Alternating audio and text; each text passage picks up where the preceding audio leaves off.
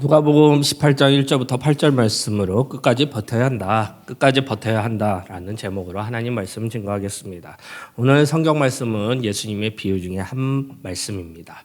어느 도시에 하나님을 두려워하지 않고 사람을 무시하는 한 재판장이 있었습니다. 그런 재판장에 자꾸만 한 사람이 찾아왔습니다. 그 사람은 과부였는데 자꾸만 재판장에 찾아가서 자기 원한을 풀어달라는 것이었습니다. 결국 재판장은 귀찮아서 과부의 원한을 풀어주는 예수님의 비유의 말씀입니다.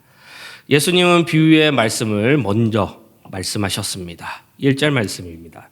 예수께서 그들에게 항상 기도하고 낙심하지 말아야 할 것을 비유로 말씀하여 예수님께서는 항상 기도하고 낙심하지 말아야 할 것을 말씀하시기 위해 불우한 재판장과 과부의 비유를 통해 말씀하고 있습니다. 이제 하나하나씩 살펴보겠습니다. 2절부터 4절 말씀입니다. 이르시되 어느 도시에 하나님을 두려워하지 않고 사람을 무시하는 한 재판장이 있는데 그 도시에 한 가문가 있어 자주 그에게 가서 내 원수에 대한 나의 원한을 풀어주소서 하되 그가 얼마 듣지 아니하다가 후에 속으로 생각하되 내가 하나님을 두려워하지 않고 사람을 무시하나. 말씀을 보면 한 재판장이 등장합니다. 그런데 이 재판장은 아나무인입니다. 그는 하나님을 두려워하지 않았습니다. 그리고 사람을 무시하였습니다. 하나님을 두려워하지 않았으니 사람을 무시하는 것은 당연한 일일 것입니다. 한마디로 정의롭지 않은 재판장, 불의한 재판장인 것입니다.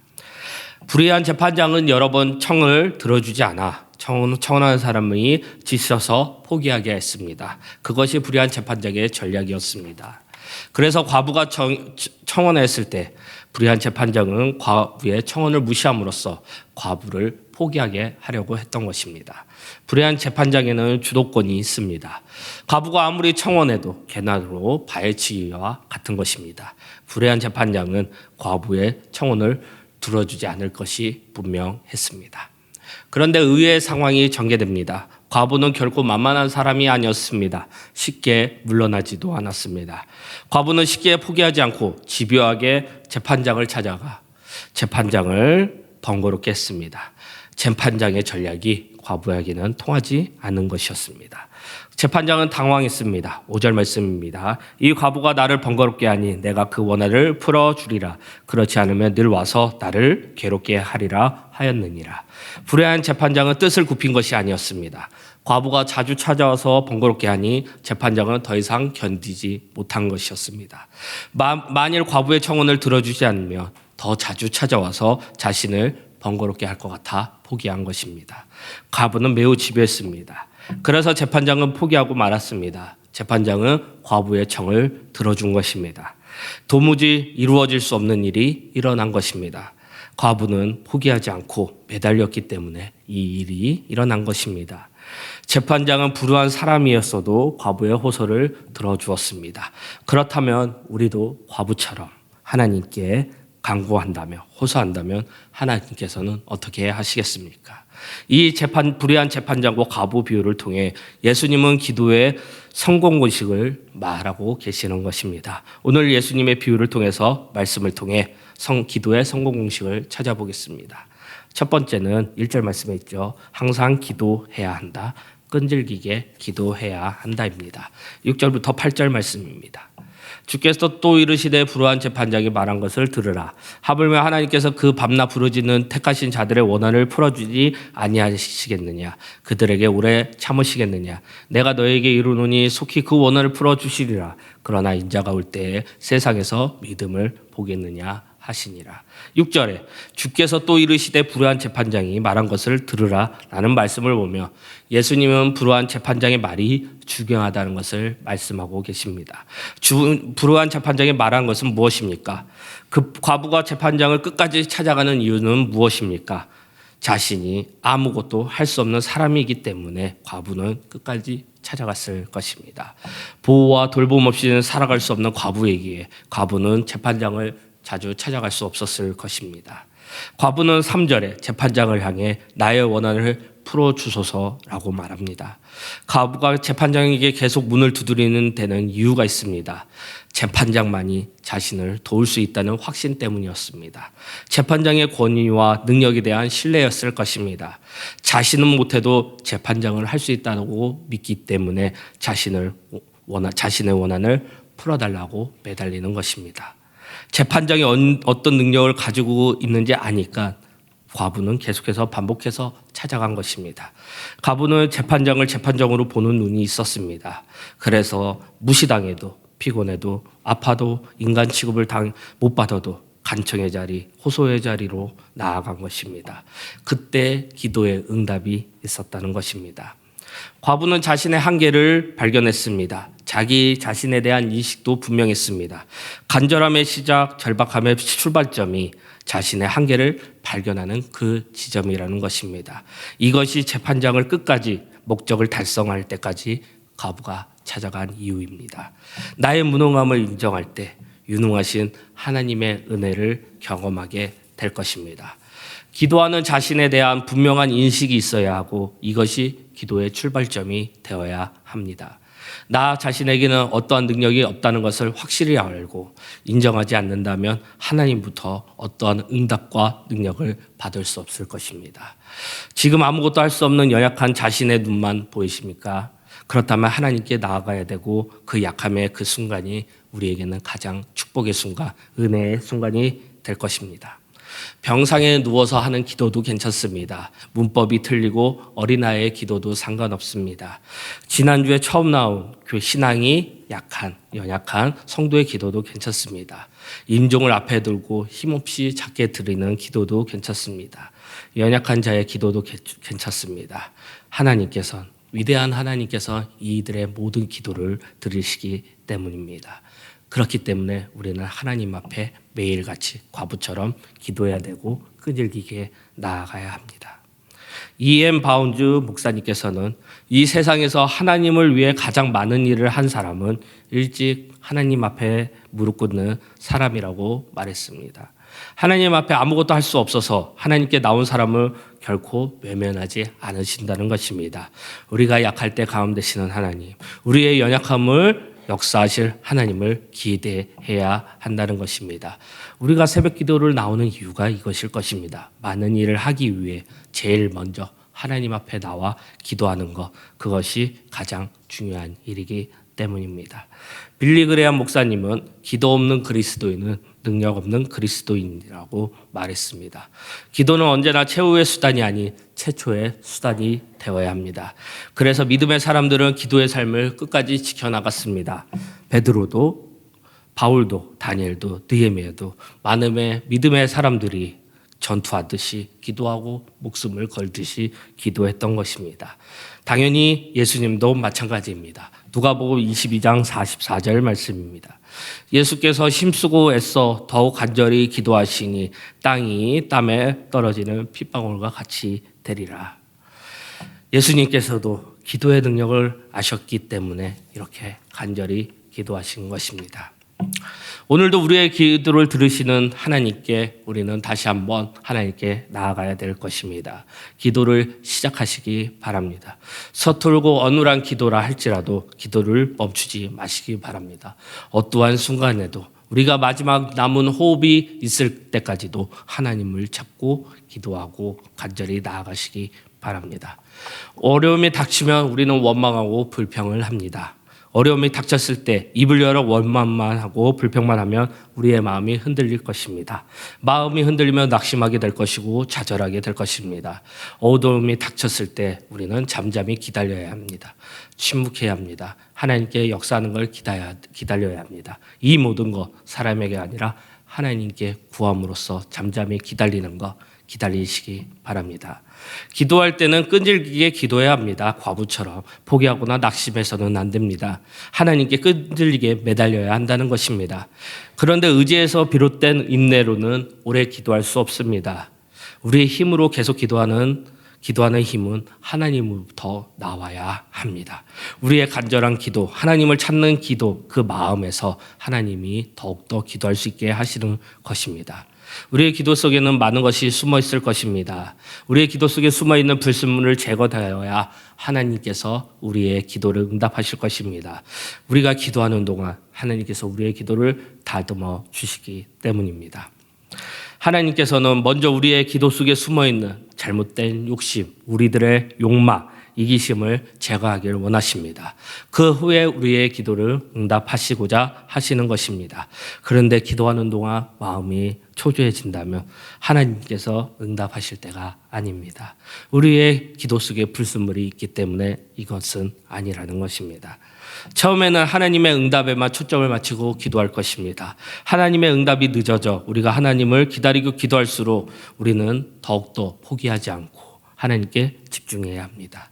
하나님의 응답이 늦어질수록 우리는 하나님과 함께하는 시간이 많아질 것입니다.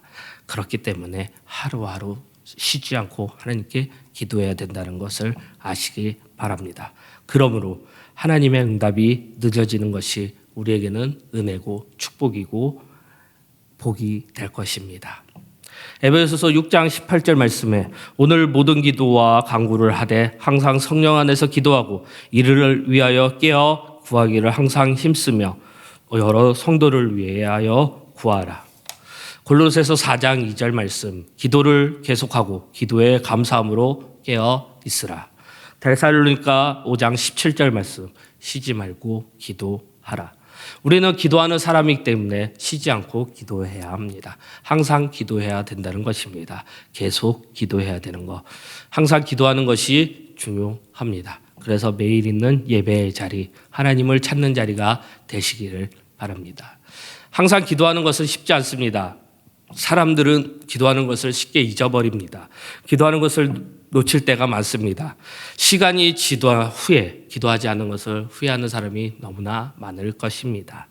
하나님께서는 우리를 기도할 수밖에 없도록 하셔서 하나님께 밤낮 부르짖게 하십니다. 그러므로 우리는 하나님께서 빨리 응답하시지 않는 것으로 인해 낙심하거나 포기해서는 안 됩니다. 하나님께서 빨리 응답하지 않아도 우리는 계속 부르짖어야 합니다. 그러다 보면 우리는 항상 기도하게 되시고 끈질기게 하나님 앞에 나아가게 될 것입니다.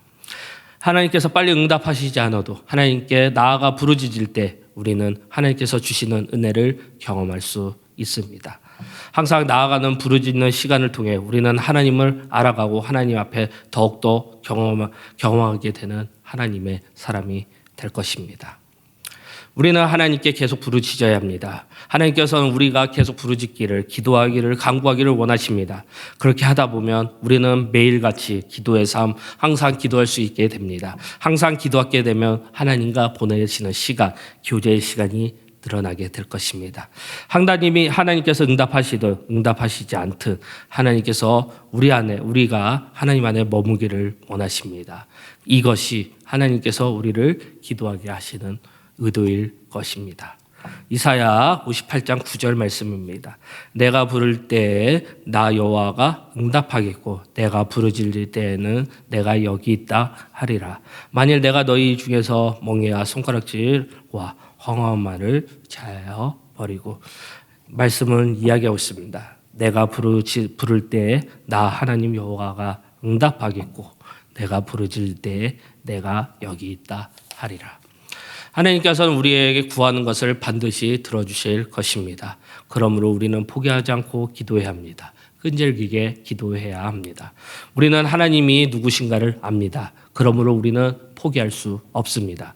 우리는 인내하며 하나님을 바라볼 수밖에 없는 것입니다. 항상 기도하는 것이 우리의 축복이 될 것이고 은혜가 될 것입니다.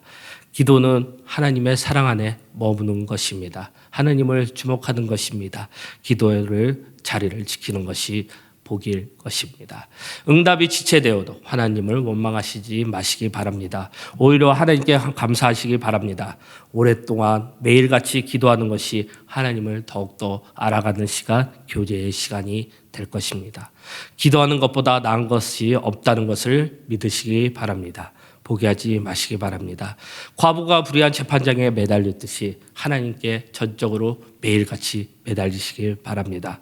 항상 기도하며 사는 것이 최고의 삶일 것입니다. 두 번째입니다. 1절 말씀에 나왔죠. 낙심하지 말아야 하고 포기하지 말아야 합니다. 3절부터 5절 말씀입니다. 그 도시에 한 과부가 있어 자주 그에게 가서 내 원수에 대한 나의 원한을 풀어주소서 하되 그가 얼마 동안 듣지 아니하다가 후에 속으로 생각하되 내가 하나님을 두려워하지 않고 사람을 무시하나 이 과부가 나를 번거롭게 하니 내가 그의 원한을 풀어주리라. 그렇지 않으면 늘 나를 괴롭게 하리라 하였느니라. 이 시대 사람들은 특징은 쉽게 포기하는 것입니다. 이것이 오늘날 이 시대의 특징 중 하나입니다. 사람들은 시도해보고 자신대로 마음대로 되지 않으면 포기해버립니다. 끈질기지 않습니다. 무엇을 시작할 때는 순발력이 필요합니다. 그러나 계속해서 해내려면 지구력이 필요할 것입니다. 그래서 기도할 때도 포기해서는 안 되는 것이고 낙심해서는 안 되는 것입니다. 그런데 오늘날 우리를 낙심하게 하는 것이 너무나 많습니다. 사람들은 빨리 포기하는 것이 이 시대의 문화라고 보고 있습니다. 마음대로 되지 않으며 그만두게 하는 것이 이 시대의 문화일 것입니다. 그래서 사람들이 너무나 성급합니다. 조급합니다. 너무나 서두른다는 것입니다. 그런데 오늘날 문화가 신앙생활에도 영향을 끼치는 것 같습니다. 사람들은 기도하지만 빨리 응답받기를 원합니다. 몇 번 기도했는데 하나님께서 응답하시지 않으시면 더 이상 기도하지 않습니다. 더 심해지면 하나님을 떠나버리게 됩니다. 그러나 기도하는 사람은 기도하여 응답받지 못해도 포기해서는 안 됩니다. 응답의 유배와 상관없이 우리는 계속해서 기도해야 합니다. 기도해도 응답받지 못할 때 사람들은 아마 낙심하게 될 것입니다. 낙심은 기도하는 사람에게 강한 적이 될 것입니다. 그리고 사람들을 기도하면서 내가 기도한다고 변화될까라는 의구심까지 들게 될 것입니다. 기도하는 자신의 모습이 처량하게 느껴집니다. 기도는 하나님께 집중하는 것. 그런데 기도하다가 하나님께 집중하기보다는 자신에게 주목하게 된다면 그것은 사람들이 낙심하게 될 것이고 점점 좌절하게 될 것입니다. 낙심하면 기도할 수 없습니다. 마귀는 기도하는 사람을 낙심케 하여 더욱더 기도하지 못하게 합니다. 구하는 대로 응답되지 않아 포기한다면 기도하는 것이 아닙니다. 기도하는 사람은 포기하지 않아야 합니다. 기도하는 사람은 포기하지 않고 하나님께 언제 어디서나 하나님께 나아가야 한다는 것입니다. 포기하지 않고 기도하는 것은 단순한 의지의 문제가 아닐 것입니다. 인내력이나 의지가 강한 것과는 다릅니다. 사람에게서 나오는 의지야 인내력으로는 포기하지 않고 기도할 수 없습니다. 믿음으로 포기하지 않고 기도하는 것이 단순히 참고 기도하는 것과는 다를 것입니다. 포기할 수 없는 무언가를 발견한 사람은 포기하지 않고 믿음으로 기도할 수 있다는 것입니다. 하나님이 포기하지 않게 하시기 때문입니다. 아브라함은 자신의 의대로 갈대아 우르를 떠난 것이 아닙니다. 조상 때부터 살았던 곳을 떠난다는 것은 자산의 행위와 같은 것일 것입니다. 그러나 하나님께서는 아브라함을 부르시고 너는 너의 고향 친척과 아비 집을 떠나 내게 보여줄 땅으로 가라 말씀하셨기 때문에 아브라함은 갈대아 우르로 떠날 수 있었습니다. 포기하지 않는 것은 믿음입니다. 믿음이 있기 때문에 포기하지 않을 수 있습니다. 믿음의 사람은 무엇인가를 보았으므로 포기하지 않는 것입니다. 무엇인가를 보았으므로 포기하지 않습니다. 무언가를 포기할 수 없는 것, 포기하는 것은 정말 억울한 것이고 실패의 삶입니다. 정말 우리 믿음을 보는 믿음의 사람을 이번 선교 때 본 것 같습니다. 우리 말레이시아를 담당하고 있는 선교사님입니다. 많은 사역들 그리고 4년 전과 비교한다면 많은 교회들이 새로 세워졌고 많은 아이들이 나와 하나님께 예배드리며 교육받으며 많은 교제를 나누게 됐습니다. 만약에 코로나라는 강적 앞에 선교사님께서 넘어지고 믿음을 버리고 포기했다면 정말 그렇게 많이 발전한 모습을 볼 수 없었을 것입니다. 한 선교사님이 그 말레이시아 지역에 있는 여러 군데를 담당하시고 사역 반경도 이렇게 넓으신 분을 못 본 것 같습니다. 교회들도 아가페 교회, 임마누엘 교회, 선한 사마리아 학교, 메실라오, 키나발루 산에 있는 메실라오, 그 다음에 아카바칸 그리고 그런 교회들까지 지금도 계속해서 교회를 세우시고자 합니다. 내년에는 이제 안식년이 떠나서 또 들어가시게 됩니다. 선교사님의 그 믿음 때문에 더욱더 기대되고 더욱더 그 열매들을 보고 싶고 제가 정말 많이 배워야 되는 것이 아닌가 선교사님을 보면서 많이 느끼게 되었습니다.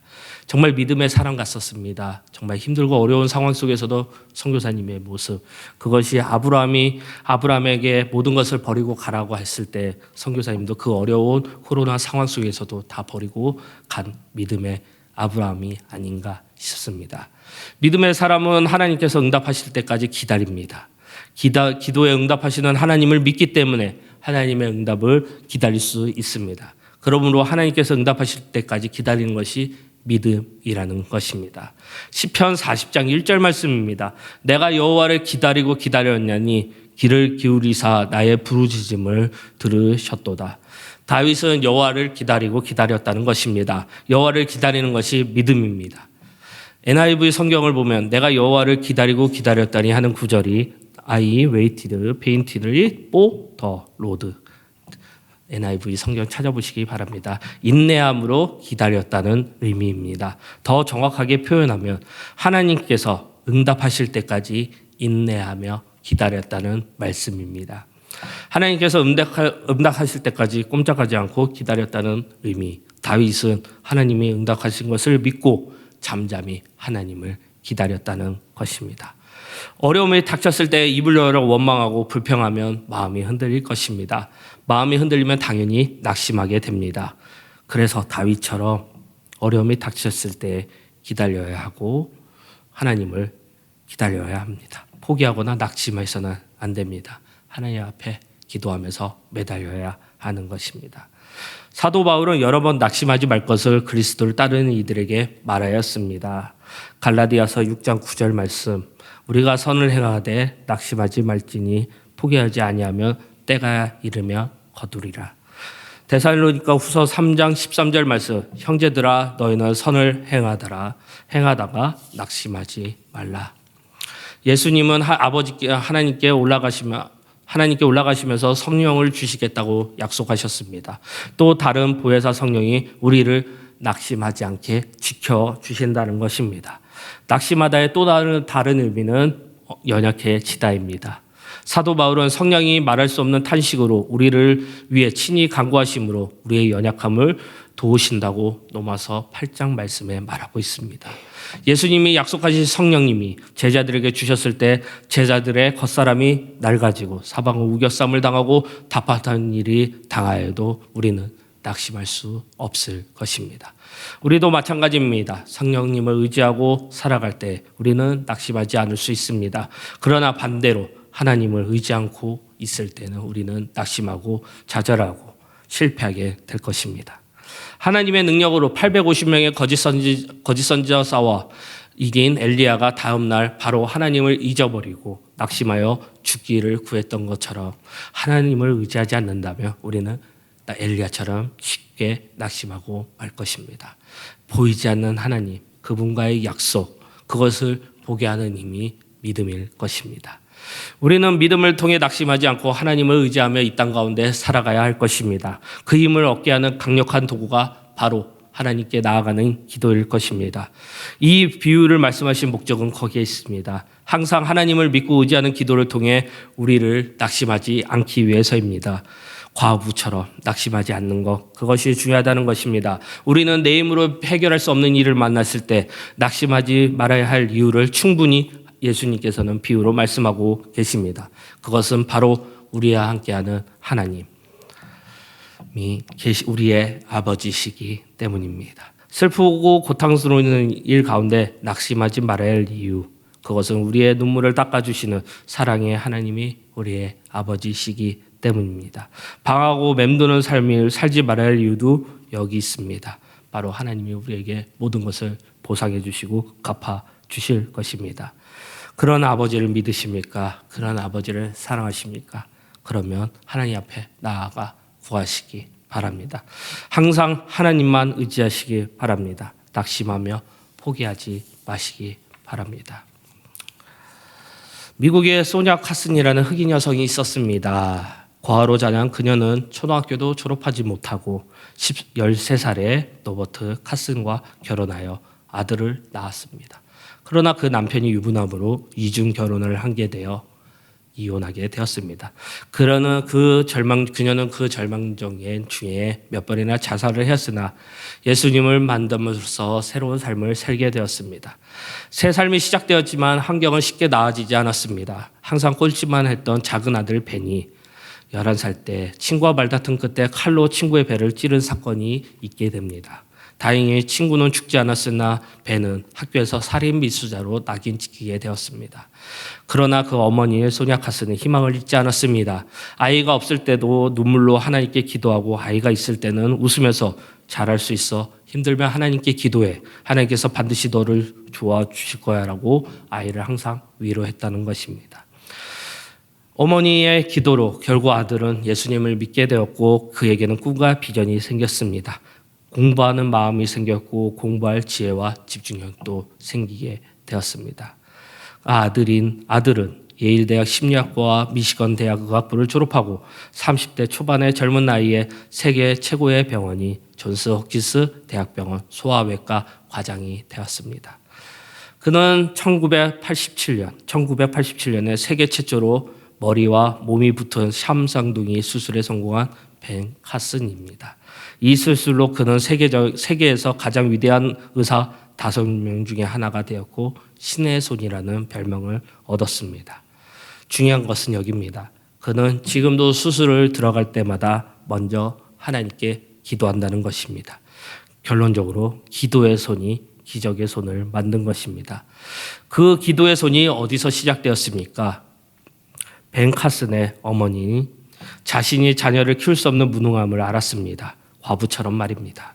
하지만 하나님은 가장 능력이신 분을 믿었기에 기도의 끈을 놓치지 않고 간절하게도 절박한 기도를 드리게 된 것입니다.